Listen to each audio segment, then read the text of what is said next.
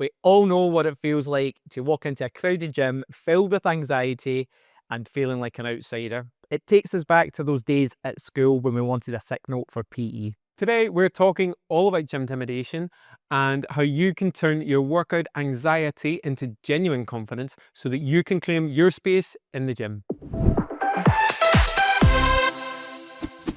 Welcome to episode 12 of the Outlifting Lounge. I'm Derek. And I'm Alan. This is the show all about pride, fitness, and everything in between. We'll be talking all about gym anxiety in the second half of the show, including how to get your hands on our free Gymtimidation ebook. If you can't wait for that, feel free to skip ahead to that chapter now though. But first, we're going to have a right good chat about what we've been up to this year so far, including the telly we've been watching that's been keeping us glued to this couch every night. Right, Derek, get the show started. Yeah, I think what's been taking up most of our time is our Make It Stick in 2026 resolution workshop. We've had loads of guys taking part in that and it's been super popular, super busy, eh? Yeah, it's been good. It's been really good. A lot of our current clients are doing it, obviously, and a lot of people that we've met for the first time. So it's been great getting to know everybody and what the goals are for 2026. Yeah, it's a good wee mix actually. There's quite a lot of different people doing it. Lots of different resolutions ranging from wanting to go out running more, wanting to do more yoga, to somebody wanting to write their first book as well. Yeah, no, it's been good that it hasn't been purely fitness focused. We're running this course, but we're also doing the course. So we're doing it along with the guys with our resolutions, which we've spoken about previously. So do you want to give an update on how the resolutions are going? Yeah, so one of my resolutions was to read more, and I'm actually doing pretty well with that. I'm about 90% through my first book. So I reckon a couple more nights and I'll be done with that one. And I've already got my next few lined up.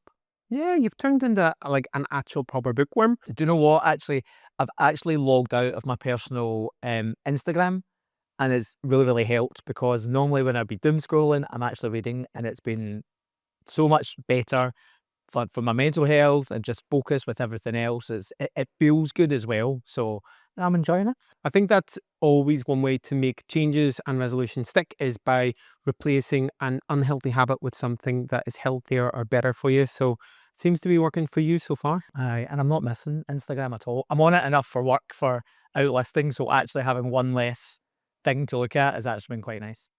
So what about you? Your resolution was to do more yoga? I have to say, I'm not quite there with the full daily practice yet, but there has been intention. I have started.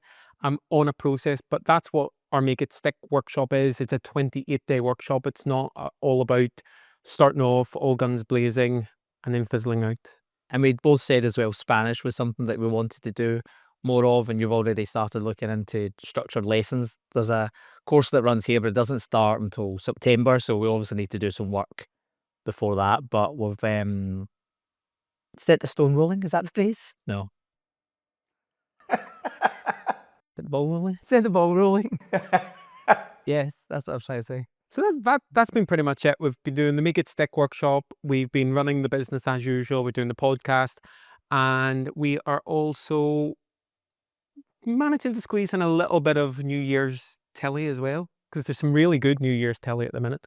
Traitors is back. How excited are we for that? And I think a lot of people that I'm seeing on social media are saying that they're excited for it as well. Aye, it's a good season again, and they've got the twist with the secret traitor this year, which makes it even more interesting. It's quite a good spin on it, because you feel like you're playing along at home as well. Yeah. Like you're trying to figure out who this extra traitor is. Spoiler alert. So we're recording this on a Thursday, that we're having our Graham Norton moment, you know, like when he's talking to people and they forget what day it is. So we record this on Thursday, goes out on Sunday. So obviously last night's episode was episode 4. Secret Traitor was revealed, and it's who we thought it was going to be. Gay icon. It's who I thought it was going to be. You were just all over the show with your predictions. I know. But she was one of them. We'll do spoiler alert in 3, 2, 1. Fiona. Love Fiona. She's going to be the next gay icon, along with Linda, and it was Amanda, Diane, Linda, Fiona. And now Fiona. I think Fiona might pip the post. She might be the queen of all queens. So we're looking forward to tonight's episode, and then Friday. Who knows? By the time this goes out, she could have been banished, and then we'll end up with egg on our faces. But in the turret, we have got Irish, Welsh, Scottish. We've got 3 Celtic Traitors killing off all the English people the way it should be. I am joking when I say that. I did not think you were going to go there with that. Jesus Christ, Derek. Do you want us to have no clients? Hell. That was a total joke, by the way.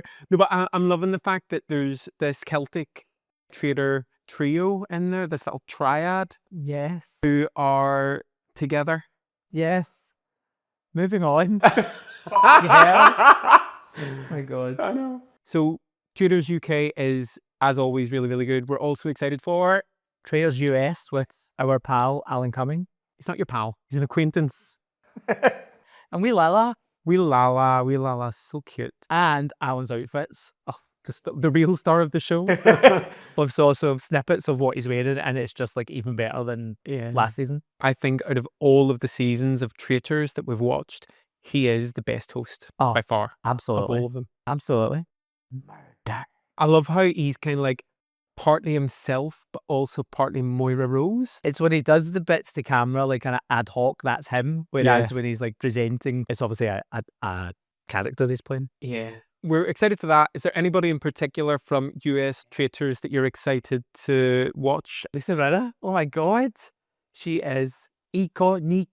I love her. She's absolutely brilliant. You don't really know her because you don't watch Real Housewives, but she's like gay icon as well. She's brilliant. Okay. I'm excited for that. I've seen a photo of her and I like her lips, so... Wow. She does have very... Has she had some work done, maybe? I don't think so. Touched by an angel? No. I think when you watch her, you'll really warm to her. Okay. The person that I am excited for is Monet Exchange, obviously, because she's just iconic. She's just amazing. Do you think she'll bring the sponge dress? I think she might bring the sponge dress to mop up the sweat that she'll be sweating from all of the intensity in the castle. Yes. It won't be all the sweat from the hot Scottish summer, so it's got to be from something. Well, I don't know, because the weather in the UK Traitors looks amazing just now. Apart from last night's where it was pissing down. Raining. No, but like there's been a few, like the previous episodes that were outside after breakfast and it was beautiful. I'm pretty sure when we were watching yesterday's, that when they were all in the cages, Sam was literally shaking. You could hear the cage rattling because it was so cold. Okay. Spoiler, it does rain in Scotland. Don't forget they're up the north of Scotland. They're in the Highlands, Drowning, so it's obviously going to get a bit of rain. What else are we watching at the minute? I don't know, Derek, you tell me what else are we watching at the minute? My favourite, Drag Race. Another one. So yeah, Drag Race US season 18 has started. And to be fair, right, hang on. So the 2 seasons of Drag Race that are airing at the minute, Drag Race Canada season 6 has been... Very good. Very good, right, you'll admit that, won't you? It's probably been the best season, or right up there, of Drag Race Canada. PM, love them. Absolutely brilliant. Off the wall, bonkers. And that's what I love about Drag Race, to be fair, because you think drag queens, like pageant queens, you know, absolutely poised, everything is on point. And you've got PM coming along wearing jester hats for doing like lip syncs. It's been like, I think there's been a really good broad spectrum of queen on that season. There's been a really high standard of talent. It's been a very good season. And the drama as well has been really good. And then in contrast, so we've got Drag Race season 18, the US version has just started. And that, again, like, by the time this airs, there'll be a episode 2 out, but we've only seen episode 1. But judging from that, it's going to be a really good season. Can I just say though, they all consider themselves older queens and they're all like, who's over 30? I'm like, oh, sweet mother of God. I know. As if it's some sort of like geriatric nursing home for old drag queens. I'm going to be 45 in a couple of months. I'm granddaddy. To be fair though, I kind of see the point, because at our age, would you really want to be doing death drops and jumping into splits? Like, I don't think I would survive that. It would be a literal death drop. I make a noise when I get up off the couch now. I know you do. Maybe once I've got back into the yoga properly, I will try some stunts and shenanigans and tomfoolery, but yeah, I think I'm too old. Life insurance up to date, yeah. Yeah, I can't really deal with a broken hip at the minute. No, definitely not. My favourite episode for Drag Race is always their walk-in episode, because I think you get a really good feel for who they are and their outfits and stuff. So yeah, the calibre is very good. A lot of experience there. A lot of seasoned drag queens. It was a really good episode. I like that. So we've got that. And then we've got season 3 of UK versus the World coming soon. Canada will have finished by the time UK versus... Goodness. I know. You can't really cope with too many at the one time, can you? It just gets confusing who's in what season. Do you feel the same way about Real Housewives? Yeah, I actually do. I do. I forget who's in what one. And to be fair, they all end up going to the same surgeons, and then It's just looking the looking same. Yes. Exactly. Right. That's enough telly chat. I think we've done Drag Race to death, just like RuPaul has. So let's move on to the fitness section. Welcome to the fitness section of the show, and we are talking about gym anxiety today. Alan, why are we talking about this at the start of January in particular? It's the perfect time to talk about it. So many people are making resolutions for 2026, including getting healthier, getting fitter, changing their nutrition habits. So it's a really good time for us to talk about it. I just want to say something as well. See, for regular gym goers, stop complaining about newbies being in the gym. I'm going to put it out there. Everybody has been a newbie in the gym at some point, including yourself. Go over and offer to help if you can. If you think that somebody needs a bit of help or needs a bit of encouragement or just needs like something, feel free to go and ask them. Make them feel included, because everybody has to start somewhere. Yeah. I used to do it in Glasgow. If I saw someone struggling with a piece of equipment, I would walk up to them and say, "Would you mind if I helped you figure this out?" And the relief on their face. So if you see someone struggling, please offer them some help. It could mean the world of difference. Yeah. When we were teaching fitness classes in Glasgow, especially body pump, I used to love that new year intake, because there were a lot of new faces, there were people there, and I saw it as my goal to get those people to come back again, to make them feel like it was a safe space, that they didn't have to have that anxiety. And you could see the relief in their faces when you just made the effort to go and talk to them at the start of class and give them permission to just take it easy for the first few classes, to let themselves build up their confidence and their knowledge. And you know, there were people that came to my classes for years after that, stuck with it. Yeah. I think fitness classes are a great way to start off your fitness journey. If you're not confident about going into a gym, you know, you've got the support of the instructor, you've got the support of the other participants as well. It's such a really good social aspect of it as well. I've seen people come for the first time and they're up the back corner, not sure what they're doing. And then within a couple of months, they're up the front row. And I love that, because they're so confident, and to see the progress in someone from Yeah. the start of their body combat journey to, you know, the end is just, it's the best feeling in the world. It's very special. We can doubt ourselves sometimes. That's how you know that you're a good instructor. You're good at what you do when you see that happening, when you see this change, when you're genuinely inspiring people to come back and make them enjoy the gym. Yeah. Like, you're forcing them to enjoy being at the gym at first, and then they grow to love it. And yeah, it becomes a bit addictive. What I would say, as good as classes are for bringing people in and giving them that introduction, making them feel safe in a gym environment, they can also become a bit of a crutch for people as well. So that transition from the class environment into the actual gym floor can be very difficult for some people. Yeah. And instead of making the transition, they just cling to their class because it's like a comfort blanket for them. It's very similar, and I'm sure people can relate to this when they go into the gym. They've got their comfort machinery, treadmill, elliptical, and they don't really venture from that, you know. Yeah, totally. I think as well as that, there is an added dimension to this, because obviously this show is primarily aimed at the LGBT community. And for our community, I think the gym has that extra facet of being, like you said at the start of the show, almost like bringing you back to those school days when you felt like an outsider, you felt like you weren't good enough, you felt like you were always going to get picked last, people didn't want you in their team, that kind of thing. I think for a lot of people, stepping into that gym environment for the first time, it can be very daunting. I'm sure we've all got stories from PE at school. I used to play hockey with the girls because I didn't want to play football with the boys. And I had to play football one day, and I remember the ball was just flying towards me, and I didn't have a clue what to do. Do you know, I still have trauma. Like, I'm just going to say some words here to you, and I'm going to see if I get a kind of reaction. Ball hitting you in the face. Do you know, like, I think everybody's got that, like, that trauma of getting smacked in the face with a football at some point. And it does bring me back. I hated it. Yeah. So we understand fully gym anxiety because of past trauma. We totally get it. Going into a gym environment and making it yours and getting out of your comfort zone. After a while, when you grow into that space and you make it yours, that is your way of overcoming it and dealing with that trauma and claiming that space as your own. Before we actually begin to give out lots of tips here, we should probably point out that what we're talking about today in the content is just a little snippet of what is in our free ebook, Gymtimidation. So that is available for free. There's a link in the description of the show notes that people can download it from. And yeah, we hope that they do. It's available in an illustrated PDF format, a beautifully illustrated. Who illustrated it? Well, that would be me. Yes, so it's available in an illustrated PDF format, or if you prefer, like you do, to do your reading on a Kindle, then there's also an EPUB that people can get too.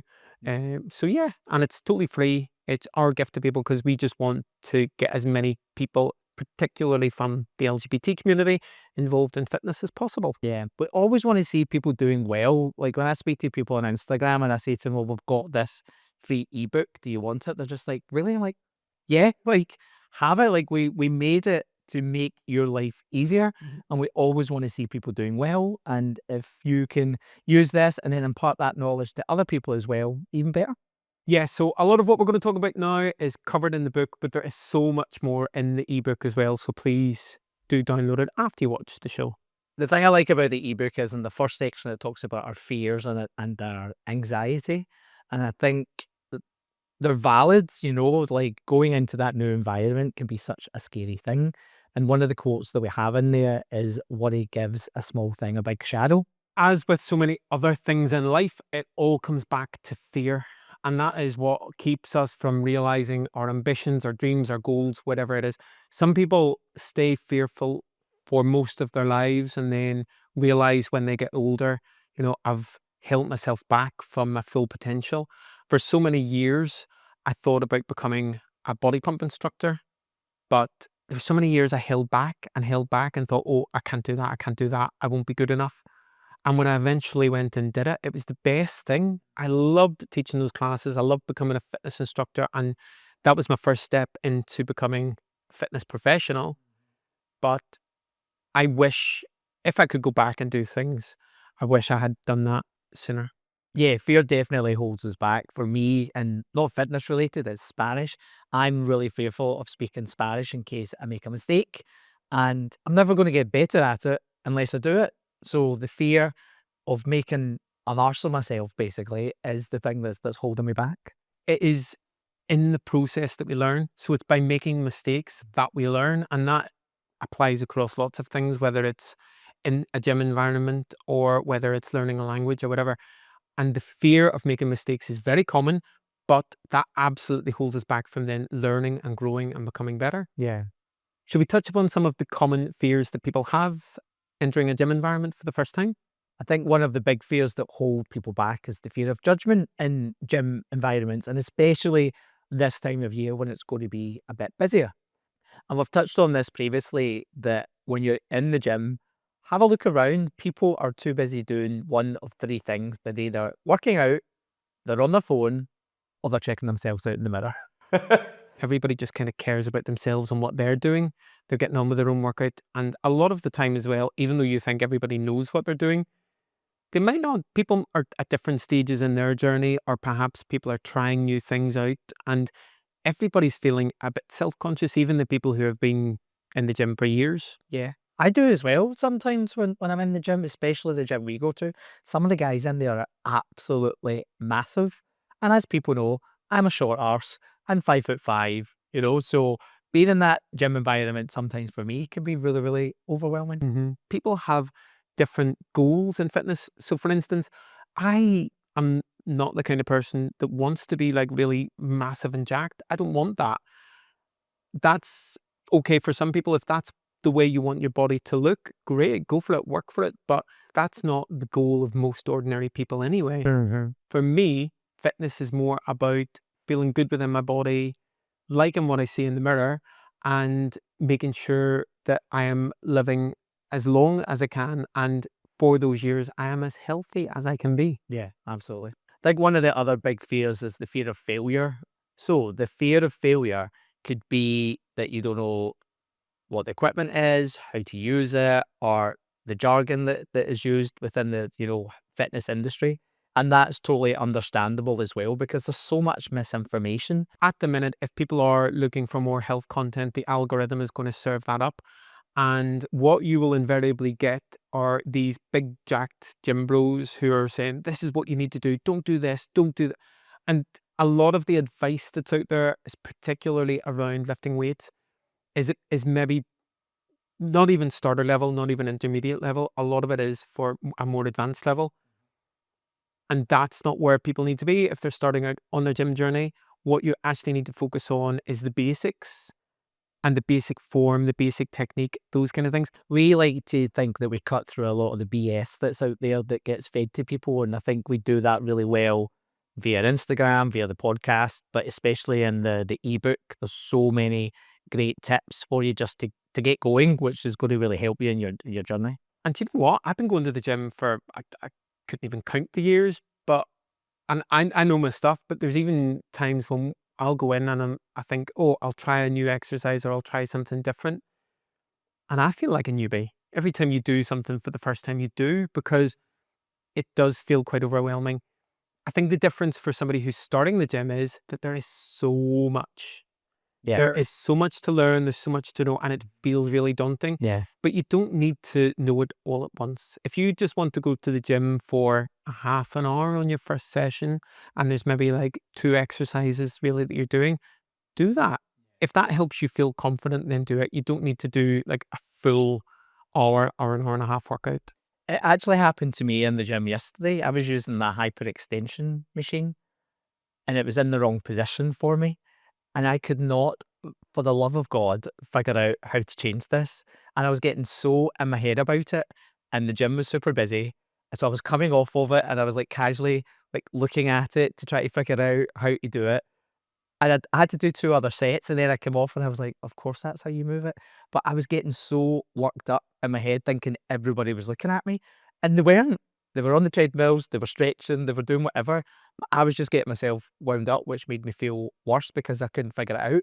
And then I was talking to myself like, you're an absolute idiot. You're a PT. You should know how to do this. But it was a piece of equipment that I haven't used.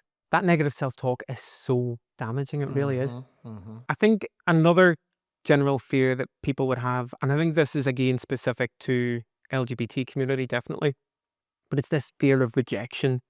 You think that you're going to go in and feel out of place, and people are going to look at you and think that they don't belong here. And it can feel like that sometimes, and especially if you go into a gym environment where it feels like there is a community, an existing community in that gym. People know each other, they're talking to each other, and you're not part of that. It can feel, again, quite exclusionary. So how did we get over that? It's like any new environment, really. If you were to walk into a club or somewhere that you're not currently a member of, you've just joined, you have to meet people for the first time. You have to know people. Sometimes it takes a while to get to know people and find your feet and feel comfortable. And do you know a really good way of doing that actually is speaking to either a PT that's in there or a gym instructor, somebody that works on the gym floor. Ask them to show you how a piece of equipment works. And I bet every time you walk in there, they'll say hi to you, and you can say hi to them. And it just gives you that one person. There's like an anchor, if you like. And also as well, if you are going to the gym at a set time, you've got a regular schedule, you will start to see the same people over and over who are also on a similar schedule. And you know what? Like, if you kind of make eye contact with them by chance, say hello, just smile, say hello. And it's, there will be that acknowledgement, and you'll find that that'll just start something where they will say hello to you every time they see you as well. Yeah. We're not talking about cruising. We're actually just saying say hello. Yeah. Definitely not right outside the shower cubicle. Maybe depends what gyms you go to. I've heard of some central London gyms that are exactly like that. But yeah. Yeah, maybe save it for the gym floor and just pleasantries. But that can have a big impact as well. And it takes time to kind of build up connections. It takes time to feel comfortable. And in the meantime, you just need to keep reassuring yourself. Try to limit the negative talk. Try to replace it with positive. If you just need to have like a bit of a mantra before you go into the gym, tell yourself repeatedly a few times that, nobody cares what you're doing. They only care about themselves, that you belong here. Those kind of things, just do it until you start believing it. Yeah. Good advice. Those are a few of the common fears. Shall we actually talk about some of the practical stuff? So I think there's just too much in the ebook to go through on the show. Shall we talk about just some of the strategies that we talk about and some of the tips in the book? Yeah, absolutely. I think the first visit is going to be your defining visit, really. So, what we recommend is you don't even have to go and do a workout. You could even just go in, walk through, get familiar where everything is, figure out what equipment you need to use. If your cardio machines are set up in an area where you can see the gym, that's great. You could go in, go for a walk on the treadmill, go on the elliptical, and just suss it out, basically. And normally gyms generally are spread like that so that there is a good view from the treadmills or the other cardio machines. Another thing as well is like every gym will have a gym induction process, and you'll get a member of the gym floor staff who will show you where everything is in the gym, give you an opportunity to ask questions as well. So if you are feeling a bit anxious about the gym layout, the new environment, anything like that, take up the offer of the gym induction, definitely. And there's your anchor point as well. That person hopefully would then be saying hi to you every time that you're in there. And then when you do go in yourself, remember though that you don't need to get stressed and panicked. There will be a stretch area somewhere on that gym floor. If you just need to go and have a little bit of quiet time and stretch out, sit on a mat, stretch some muscles, do that, because that will give you an opportunity to sit back, again, survey your surroundings, have a look about, and just get yourself into a place of calm before you decide where you're going next. Another way to deal with that anxiety is to create your own little bubble. And I'm not talking about like a Glinda from Wicked bubble. Although if you wanted one more of those, then you can. Yeah, but if you're going to do that, you need to have the full pink gown as well. Yes. And yes. that could get caught in something. Probably a health and safety problem on the treadmill. Yeah, forget that. Yeah, but it would be quite a way to enter the gym and announce, the gays here. But a real world way to create your own little bubble is noise cancelling headphones. They're great. Get your favourite music on, create a playlist that's really going to get you going in the gym, and it's going to just drown out all the outside noise. Like, we really notice it in our gym if we go and work out together. It's the amount of noise is unbelievable. Whereas when we put our noise cancelling headphones in, get a bit of head candy on, show my age there, and away we go. It's just a great way of getting you focused. If you have got big overhead ones, even better, because they really help with that effect of like drowning everything out and creating your little bubble. So that's a really good way of overcoming some of the initial anxiety. Just shutting off one of those senses, getting your favorite music on, high tempo, getting your energy levels up and keeping you motivated. Yeah. And a good way to avoid a busy gym as well is going at times that aren't peak. Now, we know that not everybody can do that. Like, before work is going to be a peak time, lunchtime, after work. So if you can go at times out with that, that's really going to help with the number of people that are in the gym. And it's not going to be easy to do that in January because the gym will get really busy with all of the New Year's resolutions. So the best way to do that is probably to ask the staff when the quieter times are, when is best for you to go. If you need to strategize to make that happen. So for instance, if mid-morning's usually a quiet time. Classes are busy, but the gyms are generally not as busy.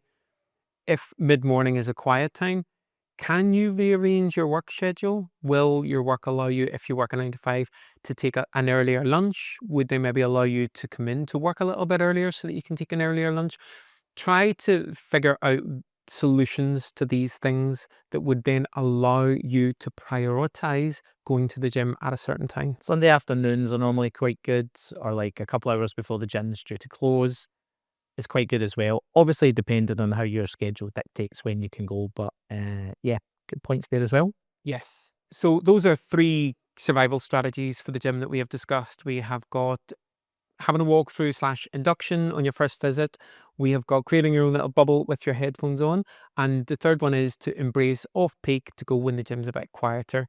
The book has so many more. So again, I'm just pushing the Gymtimidation ebook has more than this, but this is just a few that we're touching on in the show. So what's next in this section, Alan? So it's shifting from perfection to progress, which is super important if you're just starting out, especially in January when you want to hit the ground running, you want to do everything 100%. If you don't manage to do that, it's not a failure. What you want to be doing is just progressing. So don't worry about being perfect the whole time.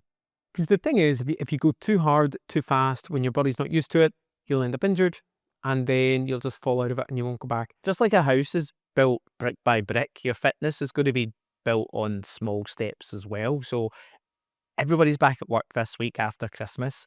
You're planning on doing X amount of workouts. If you end up snowed under in work, which you might do, don't feel that if you miss a gym workout, then that's it. The big red button is hit and that's your week ruined. Like a 15-minute walk is still counted as a workout. It doesn't have to be perfection. Yes, consistency over intensity always. I think something else that we wanted to talk about is how people approach their goals.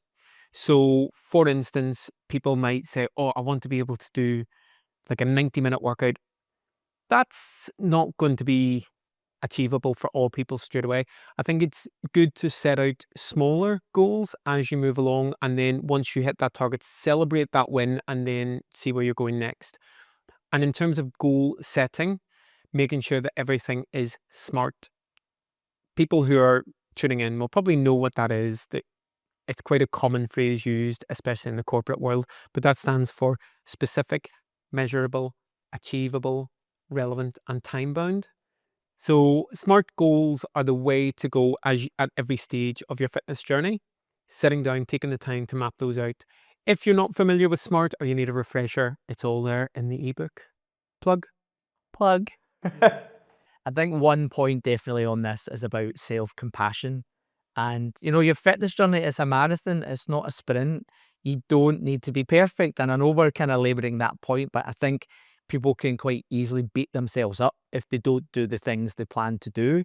All you have to do is reassess and restart. Just be kind to yourself. For newbies that would have come to my fitness classes, I think a really common one was people who were maybe in their 30s or 40s and who had neglected their fitness for a little while and were getting back into it. Quite frequently, when you check back in with them after their first class or their first few classes, you could see it that they were a bit down about how they were feeling about their performance, about their strength. And it's only when they go through and they do an intense class for a half an hour, 45 minutes, an hour, that they realize that their fitness levels are worse than they thought they were, or they don't really have the core strength is always a big one. People realize they don't have a strong core, or just in general, the fitness.